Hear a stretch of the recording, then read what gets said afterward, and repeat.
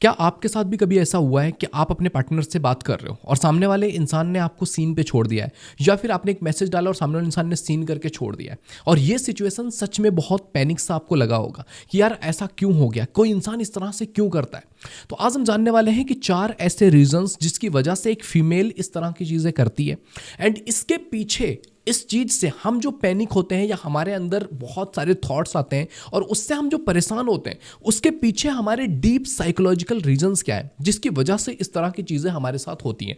इस चीज़ को हम बहुत अच्छे से समझने वाले हैं, तो वीडियो में अंत तक बने रहिए जिससे कि आपको इस चीज़ के बारे में, ये क्यों होता है और वो हम इस तरीके से क्यों फील करते हैं, उसके बारे में समझने वाले हैं। तो अगर आप पहली बार इस चैनल पर आए तो एक बार विजिट करके देखिए। अगर आपको लगता है चैनल आपके लिए ज़रूरी है तो डेफिनेटली यू शुड सब्सक्राइब। अगर आप चाहते हो मेरे साथ कनेक्ट होना तो ये आपको इंस्टाग्राम हैंडल दिख रहा है, इस पर जा करके आप मुझे फॉलो कर सकते हैं।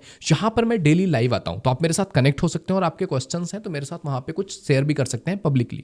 अगर आपको मेरे साथ प्राइवेटली पर्सनली 1-to-1 सेशन लेना है तो ये व्हाट्सअप नंबर दिख रहा है, इस नंबर पर मैसेज करके आप अपना स्लॉट बुक कर सकते हैं। इट्स पेड, ये फ्री नहीं है, तो प्लीज़ इस चीज़ का ख्याल रखिएगा। ओके, तो देखो यार, जब भी आप किसी इंसान को मैसेज कर रहे हो, किसी इंसान से टेक्स्ट पे बात कर रहे हो, तो उसमें 4 ऐसे रीजंस हो सकते हैं जिसके वजह से एक फीमेल आपको थोड़ा सा सीन वाले सिचुएशन पे रख सकती है। वो कौन सी चीज़ें हो सकती हैं? वो पहली चीज़ हो सकती है कि सी इज़ मतलब जेन्युइनली सी इज़ बिजी, वो बहुत बिजी है, बहुत ज़्यादा व्यस्त है, और सामने वाले इंसान को आपने मैसेज किया और सामने वाले इंसान ने सीन करके छोड़ दिया, या फिर उस समय वो रिस्पॉन्स नहीं कर पाई। तो इसके पीछे एक जेन्युइन रीज़न हो सकता है कि मे बी बहुत बिजी है कोई इंसान, वो काम में है और बस आपका मैसेज आ गया, नोटिफिकेशन आया, टैप हुआ और ओपन हो गया, एंड टाइम ही नहीं था उस चीज़ का रिप्लाई करने के लिए। तो एज ए पार्टनर ये चीज़ हमें समझना पड़ेगा कि अगर सामने वाला इंसान जेन्युइनली बिजी है एंड उसने वहाँ पे रिप्लाई नहीं किया या वो रिप्लाई नहीं कर पाई, तो उसमें पैनिक नहीं हो जाना है, डबल जाकर के बार बार मैसेज नहीं करने लग जाना कि तुम क्या कर रही हो, तुम देख नहीं रही हो, तुम मुझे इग्नोर कर रही हो, तुम ये कर रही हो। क्योंकि इस तरह की सिचुएशन ट्रिगर होती है लोगों के अंदर कि यार ऐसा कैसे हो गया, सामने वाला इंसान मुझे इग्नोर क्यों कर रही है। हमें लगने लगता है कि मतलब हमें इग्नोर किया जा रहा है। इस तरह की सिचुएशंस क्रिएट हो जाती हैं। तो मे बी सामने वाले इंसान की अपनी एक पर्सनल लाइफ है, सामने वाले इंसान की रिस्पॉन्सिबिलिटीज़ है, फैमिली रिस्पॉन्सिबिलिटीज़ है, काम है, तो मे बी सामने वाला इंसान जेन्युइनली बिजी हो सकता है। एंड आफ्टर दैट अगर वो एक वुमेन है और वो आकर के आपको मैसेज कर रही है और आपको बता रही है या कॉल कर रही है कि ये जेन्युइन रीज़न था जिसकी वजह से मैंने उस समय आपका मैसेज अटेंड नहीं कर पाई या आपको रिप्लाई नहीं कर पाई, this is was the reason, तो आपको बहुत ग्रेसफुली आपको उसके सामने उस चीज़ को एक्सेप्ट करना है। अगर आपने उसमें कुछ भी पैनिक किया या कुछ भी चीज़ें अगर आप वहाँ पे एग्रेसिव हुए तो आपके रिश्ते इससे खराब हो सकते हैं।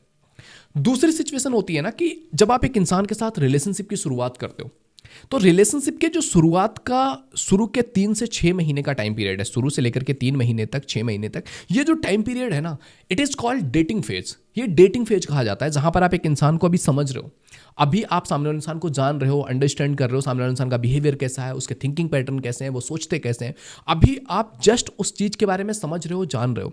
एंड आप जब सामने वाले इंसान को आपने एक पैटर्न बना लिया है कि आप सुबह में मैसेज कर रहे हो, शाम में मैसेज कर रहे हो, और इस तरह से आपकी बातचीत हो रही है।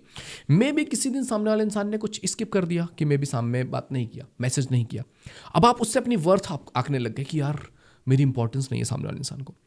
जब तक आप एक कमिटेड रिलेशनशिप में नहीं हो ना, सामने वाले इंसान किसी भी तरह से आपसे डेली बेस पे बात करने के लिए बॉन्ड नहीं है। तो अगर किसी इंसान ने आपसे बात नहीं किया और आप उसको लेकर के पैनिक कर रहे हो, अपनी आपकी वर्थ नाप रहे हो कि यार क्या हो गया, मेरी कोई वर्थ नहीं है, सामने वाले इंसान मुझे इग्नोर कर रहे हैं, आप फियर ऑफ रिजेक्शन में चले गए कि किसी ने मुझे रिजेक्ट कर दिया है। और ये जो सिचुएशन है ना कि कोई इंसान आपसे बात कर रहा है और अचानक से उसने आपको अवॉइड कर दिया है, अगर आपने उसको अच्छी मीनिंग नहीं दी ना, तो वो चीज़ आपके लिए ऐसे हो सकती है कि आप के अंदर जो आपके नर्वस सिस्टम में है ना, वहाँ पे फियर ऑफ रिजेक्शन ट्रिगर हो जाएगा, वहाँ पे फियर आ जाएगा। वो वाला पार्ट ऐसे एक्टिवेट होगा जैसे आप जंगल में हो और कोई जानवर आपको मारने के लिए आ रहा है ना, वो जो फीलिंग्स होती है, जो फियर वाली फीलिंग होती है, वो एक्टिवेट हो जाती है आपके नर्वस सिस्टम में, और आप उस तरह से पैनिक होने लग जाते हैं, उस तरह से सोचने लग जाते हैं। तो अभी अगर आप डेटिंग फेज में हो, आप कमिटेड नहीं हो किसी रिलेशनशिप के लिए, तो कोई इंसान अगर आपको इतना इग्नोर कर दे या फिर वो किसी रीजन की वजह से नहीं जवाब दे पाया, क्योंकि वो रिस्पॉन्सिबल नहीं है ना आपके लिए, कि वो रिस्पॉन्सिबल है कि हाँ आप लोग कमिटेड हो, आपने डिसाइड किया है, आप इस समय बात कर रहे हो। इट इज़ ऑल अबाउट कि ठीक है यार चल रही है चीज़ें, तो उस हिसाब से आप देख रहे हो। तीसरी चीज़ हो सकती है कि समटाइम्स एक फीमेल सीरियसली आपके डायनेमिक्स को चेक करना चाहती है कि सामने वाले इंसान ने मैसेज किया और अगर मैंने सीन करके रिप्लाई नहीं किया, ये इंसान रिस्पॉन्ड कैसे करता है। क्या ये इंसान इमोशनली इनसिक्योर है, क्या ये इंसान डर में जीता है? क्या इस इंसान को अपनी वर्थ पे भरोसा नहीं है? क्या ये इंसान इस चीज़ से पैनिक कर जाएगा या इस पे रिस्पॉन्ड करेगा? और अगर आप वहाँ पे पैनिक कर गए, वहाँ पे अपने डबल ट्रिपल 4 मैसेज डालने स्टार्ट कर दिए, सामने वाली इंसान अगर इमोशनली इंटेलिजेंट है तो उसके लिए ये चीज़ बहुत बड़ा रेड फ्लैग होगा कि यार ये इंसान तो इतना ज़्यादा पैनिक हो जा रहा है इस चीज़ को लेकर के, आगे लाइफ में सिचुएशंस आएंगी ये कैसे हैंडल करेगा? ये इंसान इमोशनली इनसिक्योर है, इमोशनली अनस्टेबल है, इसके अंदर तो अपनी थिंकिंग प्रोसेस है ही नहीं। तो उस चीज़ से वो आपको जज कर लेगी कि यार ये इंसान तो मेरे लिए नहीं है। तो समटाइम्स ये भी होता है। एंड चौथा रीजन होता है कि genuinely she is not interested in you, कि वो आपसे सच में इंटरेस्टेड नहीं है।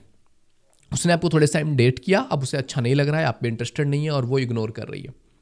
तो ये चारों ही रीजंस में कभी भी आपको किसी इंसान के किए गए किसी भी काम से ना अपनी वर्थ को कनेक्ट नहीं करना है।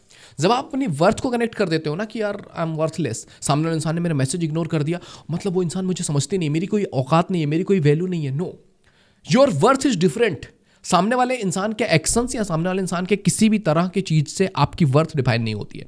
इस चीज को हमेशा याद रखिए। अगर आप अपनी वर्थ किसी और के एक्शंस से जज करने लग गए या किसी और के बिहेवियर से आप अपनी वर्थ जज करने लग गए ना, तो प्रॉब्लम हो जाएगी।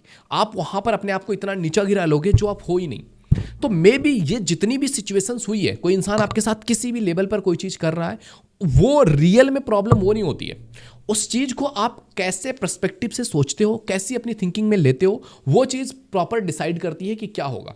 तो कोई भी चीज अगर इस तरह की कोई इंसान इस तरह की चीजें आपके साथ कर रही है ना, जरूरी नहीं है कि हर एक इंसान के साथ सेम चीज होगा। मे बी कुछ लोगों के साथ ये चीज हो ही ना, मे बी कुछ लोग ऐसे हों कि यार उनके लिए ये चीज़ उतनी मैटर ही नहीं करती। उन्होंने कहा कि ठीक है, अगर कोई इंसान इंटरेस्टेड नहीं दिखा रही है या ज़्यादा उसमें शो नहीं कर रही है, इंटरेस्ट नहीं शो कर रही है, इट्स एब्सोल्युटली फाइन। तो आपके पास ऐसे कौन से रीजंस होते हैं जिनकी वजह से साइकोलॉजिकली ये चीज़ डैमेज करने लगती है आपकी? तो सबसे पहला रीज़न इसमें यह होता है ना कि फियर ऑफ रिजेक्शन, कि अगर आपके अंदर फियर ऑफ रिजेक्शन है ना, तो जब भी ऐसी कुछ चीज़ें होंगी कि कोई इंसान है जिसने इस तरह की चीज़ें कर दी है, तो आप वहाँ पर रिजेक्ट होने के लिए डरोगे कि सामने वाले इंसान ने मेरा मैसेज नहीं इग्नोर किया, कहीं वो मुझे छोड़ ना दे, कहीं वो इंसान मेरी ज़िंदगी से चली ना जाए, कहीं वो इंसान ऐसा तो नहीं है वो किसी और के साथ है, कहीं वो इंसान मुझे इस तरह से करके नीचा तो नहीं दिखा रही है। आप फियर ऑफ रिजेक्शन में चले जाओगे। आप बार बार आपका नर्वस सिस्टम वैसे ही वर्क करने लगेगा, आपके इंटेंशंस आपकी फीलिंग्स उसी के हिसाब से रन करने लग जाएंगी और आप फियर में चले जाओगे कि यार इंसान ने मुझे रिजेक्ट कर दिया, इसके सामने मेरी कोई वर्थ नहीं है। तो सबसे पहली चीज़ ये होती है। दूसरा होता है ना रीज़न, जब कोई इंसान इस तरह का बिहेव करता है तो वो होता है आपका एंसियस अटैचमेंट स्टाइल। अगर आपकी अटैचमेंट स्टाइल ऐसी है ना जहां पर आप एंसियस हो जाते हो, ये इसके पीछे कई सारे रीजंस हो सकते हैं। मे बी आपके पास्ट में कुछ ऐसी एक्सपीरियंसेस रहे हो, कुछ लोगों के साथ आप ऐसे रिलेशन में रहे हो जिनके साथ आपका इस तरह से होने पर किसी इंसान ने आपको छोड़ दिया था या किसी इंसान ने आपके साथ गलत बिहेव किया था, तो आप उस बेस पर वो सारी यादों को लेकर के आप एंसियस हो जाओगे कि यार फिर से मेरे साथ ये चीज़ हो रही है, फिर से वो इंसान मुझे कोई छोड़ के जाने वाला है, कोई इंसान मुझे वैल्यू नहीं कर रहा है। आप एंसियस हो जाओगे और वहां पर एंसियस जब आपकी अटैचमेंट स्टाइल होती है ना, भागते हो उस इंसान को कि नहीं नहीं नहीं मुझे कुछ करके इस इंसान को जाने नहीं देना है। और जब आप इस फेज में आते हो कि मुझे कुछ करके इस इंसान को जाने नहीं देना है, आप ज्यादा मैसेज करते हो, ज्यादा एफर्ट लगाते हो, ज्यादा कोशिश करते हो। कोई इंसान में भी सीरियसली बिजी है, आप उसको 10 कॉल कर दे रहे हो, सामने वाला इंसान वहां पे प्रॉब्लम में आ जाता है। सामने वाला इंसान वहां पे टॉक्सिक सा फील करने लगता है कि यार ये इंसान तो टॉक्सिक हो गया है, और उस बिहाफ पर फिर वो आपको जज कर लेते हैं और उस बिहाफ पर फिर वो आपको अपनी लाइफ से धीरे धीरे स्किप करने लगते हैं कि यार इसको उतना भाव ही नहीं देना है। तो आपकी जो एंसियस अटैचमेंट स्टाइल है ना, ये भी एक बड़ा रीजन होती है इस तरह के ट्रिगर्स आपके अंदर डेवलप करने के लिए। तीसरी चीज होती है वैलिडेशन ट्रैप, कि समटाइम्स होता है ना कि हम एज ए ह्यूमन बीइंग हम कनेक्शंस ढूंढते हैं और हमें बाहर के जो लोग होते हैं ना वो हमें किस तरीके से परसीव करते हैं, मोस्टली हम अपनी वैलिडेशन उन्हीं से लेते हैं। तो अगर हमें ऐसा लग रहा है कि यार मैंने किसी को मैसेज किया है और सामने वाला इंसान मेरा मैसेज देख के सीन करके रिप्लाई नहीं कर रही है, तो हमें लगता है कि यार दे आर नॉट वैलिडेटिंग अस, उनके लिए मैं बेटर ही हूं ही नहीं, मैं तो मेरी कोई वर्थ ही नहीं है। आप अपनी वर्थ नापने लगते हो, आप अपनी वैलिडेशन उस इंसान के उस मैसेज से सीख करते हो, और जब इस तरह की चीज़ें होती है तो आप एंजाइटी में आ जाते हो। तो जब भी कभी ऐसे लाइफ में सिचुएशंस आए ना कि कोई इंसान आपको इस तरह से इग्नोर कर रहा है, तो आपको अपने आप को याद दिलाना है, कुछ अफर्मेशन याद रखनी है कि किसी इंसान की बातों से, किसी इंसान की चीज़ों से, किसी इंसान के बिहेवियर से आपकी वर्थ डिफाइन नहीं होती है। These are just their act, not your worth. तो अगर आपके वर्थ आप उन चीज़ों से कनेक्ट करने लग गए तो आपके लिए वही चीज़ पैनिक सिचुएशन हो जाएगी। और अगर आपने अपने आप को अंडरस्टैंड करा लिया, समझ लिया कि यार उनके रिएक्शंस या उनके एक्शन से मेरी वैल्यू वर्थ या मेरी वर्थ डाउन नहीं जाती है। मेरी वर्थ, मैं जो हूं, जैसा हूं वैसा ही हूं। किसी के कहने, किसी के बोलने, किसी के बिहेवियर से मेरी जिंदगी, मेरी वर्थ नहीं चेंज हो रही है। तो अगर आप अपने आप को इतना अंडरस्टैंड करा पाते हैं, इतना आप इमोशनली खुद को रेगुलेट कर पाते हैं, आपकी लाइफ में ये जो वैलिडेशन वाली ट्रैप है ना, उससे आप निकल जाओ। एंड चौथी चीज़ होती है ना यार, समटाइम्स आपकी ज़िंदगी में कुछ पास्ट ट्रॉमा रहे हैं, मे बी आपके बचपन के कुछ एक्सपीरियंसेस रहे हैं जहाँ पर आपको माँ बाप से अच्छे से प्यार नहीं मिला है, हर टाइम पर आपको ऐसे नेग्लेक्ट फील कराया गया है, इग्नोर्ड फील कराया गया है। तो जब वो चीज़ों से मिलता जुलता जो वो इफेक्ट है, वो चीज़ आपको यहाँ पे दिखती है, तो आपको लगता है कि यार फिर से स्टार्ट हो गया मेरे साथ, फिर से ये चीज़ें मेरे साथ होने लग गई। तो जब आप इस तरह के इन सिचुएशंस में होते हो ना, और कोई इंसान आपके साथ तो जरा सा भी आपको इग्नोर कर रहा है या मैसेज सीन करके छोड़ दे रहा है, तो वो बहुत प्रॉब्लमेटिक सिचुएशन हो जाती है। तो जब भी आप एक रिलेशन में क्रिएट कर रहे हो ना, सबसे पहले फोकस कीजिए कि आपकी टेक्स्ट में बात थोड़ी कम हो, वो बेटर है। कि टेक्स्ट आप कर रहे हो कि यार ठीक है, लेट्स मीट, मिल करके बात करते हैं, या फिर आप टेक्स्ट कर दे रहे, आप एफर्ट लगा रहे हो कि ठीक है यार कॉल पे बात कर लेते हैं, वीडियो कॉल पे बात कर लेते हैं। क्योंकि टेक्स्ट पर कोई इंसान मे बी आपको एक रिप्लाई नहीं करेगा, आपके जो फियर्स हैं, आपके जो डर हैं, आपके अंदर अगर वो एंसियस जो एंजाइटी है ना, अटैचमेंट स्टाइल है, वो चीज़ें आपको इस पैनिक सिचुएशन में डाल देंगी कि यार आपको लगेगा कि यार आपके साथ गलत हो रहा है। मे बी वो रियल में सिचुएशन हो भी ना, मे बी वहां पर कुछ भी सिचुएशन हो सकती है, लेकिन आप अपने आप में, अपने अंदर ही अंदर जो पर्सपेक्टिव क्रिएट कर लोगे ना, उसके बिहाफ पर आपकी जिंदगी डिस्टर्बिंग हो जाएगी। आपको प्रॉब्लम होने लग जाएगी यहाँ पे कि यार क्या हो रहा है, मेरे साथ गलत हो गया, मेरे साथ ये हो रहा है, वो हो रहा है, मे बी वो हो भी ना रहा हो। समझ रहे? तो खुद के इमोशंस को रेगुलेट करना, अंडरस्टैंड करना, चीज़ों को चीज़ों की तरह ही लेना कि अगर कुछ चीज़ें मुझे दिख रही हैं तो लेट्स क्वेश्चन, लेट्स आस्क कि अगर कोई इंसान के साथ हमें दिख रहा है कि कोई इंसान मुझे जेन्युइनली इंटरेस्ट नहीं दिखा रही है, या मुझे लगता है कि सामने वाला इंसान इंटरेस्ट नहीं दिखा रही है मुझ में, तो आपको जेन्युइनली क्वेश्चन करना है कि मैं थोड़ा सा नोटिस कर रहा हूँ कि कुछ दिनों से तुम थोड़ा सा, तुम्हारा बिहेवियर ऑफ है या अलग तरीके से बिहेवियर है। मैं ओपन कम्युनिकेशन में बिलीव रखता हूं, तो अगर कोई भी चीज़ है तो you can communicate me, we will sort out, हम ठीक कर लेंगे। जो भी चीज़ें हैं you can openly talk to me. Then वहाँ पर चीज़ें आएंगी, अगर उसे है कि नहीं यार बहुत बुरा लग रहा है, मुझे अच्छा नहीं लग रहा है, मेरे को इंटरेस्ट नहीं है, लेट देम गो। क्योंकि दुनिया का कोई इंसान आपकी वर्थ डिसाइड नहीं कर रहा है कि कोई इंसान आपके साथ कनेक्टेड है तो आपकी वर्थ है, कोई इंसान आपके साथ कनेक्टेड नहीं है तो आपकी कोई वर्थ नहीं है। तो इस चीज़ का ध्यान रखिए। तो अपनी वर्थ को कभी भी किसी और इंसान की वजह से हम टैकल नहीं कर सकते कि ये मेरी वर्थ है, यही डिफाइन करेगी, ये इंसान ने अगर अच्छे से रिएक्ट किया तो मेरी वर्थ ऐसी है। ओके, तो ये कुछ रीजंस हैं जिसकी वजह से हम साइकोलॉजिकली भी डैमेज होते हैं, और कुछ सामने वाले इंसान के बिहेवियर को हम किस तरह से एनालिसिस करते हैं उसके हिसाब से भी इस तरह की सिचुएशन हमारे साथ होती है।